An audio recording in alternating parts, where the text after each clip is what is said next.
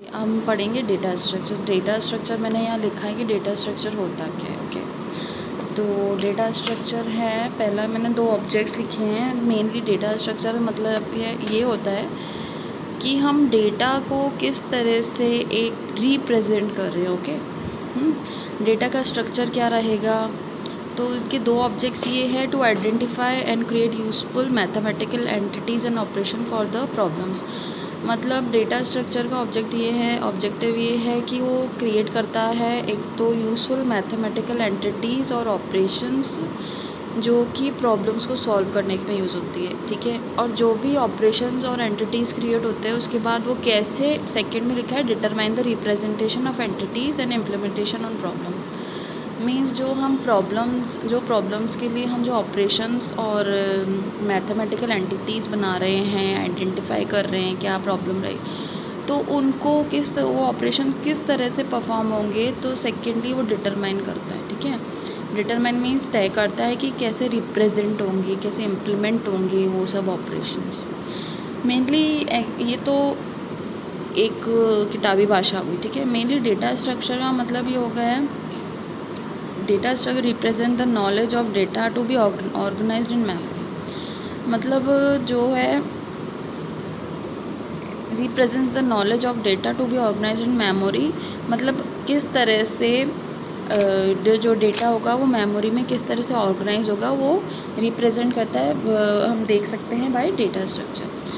तो एक तो ये हो गया। सेकेंडली, जब डेटा स्ट्रक्चर का यूज़ इसलिए किया जाता है क्योंकि ये रिड्यूस कॉम्प्लेक्सिटी, हमने टाइम और मेमोरी कॉम्प्लेक्सिटी हम देखेंगे इसमें आगे। डेटा स्ट्रक्चर में टाइम कॉम्प्लेक्स कितना मेमोरी और कितना टाइम लगता है किसी एल्गोरिथम को सॉल्व करने में, किसी प्रोग्राम को सॉल्व करने में कितना टाइम लेता है, कितनी कॉम्प्लेक्सिटी, तो डेटा स्ट्रक्चर रिड्यूस करता है उस कॉम्प्लेक्सिटी और टाइम शेयरिंग और मेमोरी कि कम मेमोरी और कम टाइम में हम किसी प्रोग्राम को कैसे सॉल्व कर सकते हैं, वो हम डेटा स्ट्रक्चर से सीख सकते हैं।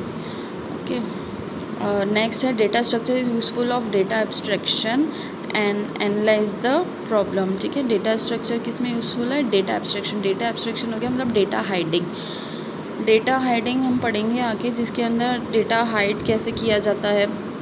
हमने C++ में ऑब्जेक्टिव ओरिएंटेड प्रोग्रामिंग में आप लोगों ने पढ़ा होगा डेटा हाइडिंग, डेटा एब्स्ट्रैक्शन कैसे होता है हाइड। ठीक है, उसमें एनालाइज कैसे करेंगे, जो भी प्रॉब्लम्स होंगे उनको कैसे सॉल्व करना है, किस तरह से एल्गोज बनेगी, क्या सबसे कम टाइम में कौन सा लॉजिक लगेगा, कैसे एल्गोरिथम स्टेप बाय स्टेप जाएगा, वो एनालाइज करता है प्रॉब्लम के थ्रू डेटा स्ट्रक्चर। और डेटा स्ट्रक्चर क्या करता है, डेवलप एल्गोरिथम, जो एल्गोरिथम है उनको बनाने में डेटा स्ट्रक्चर हेल्पफुल रहता है। ये है एक इंट्रोडक्शन में एक डेटा स्ट्रक्चर की यही आता है कि उसके 2 ऑब्जेक्टिव्स हैं, कैसे हम ऑपरेशंस परफॉर्म करेंगे, कैसे एंटिटीज़ लिखेंगे, कैसे और किस तरह से टाइम कॉम्प्लेक्सिटी का यूज़ होगा वो हम पढ़ेंगे, कैसे डेटा एब्स्ट्रैक्ट होगा, एल्गोरिथम्स कैसे किसके थ्रू बनेंगे, वो भी डेटा स्ट्रक्चर के थ्रू हम देखेंगे आगे।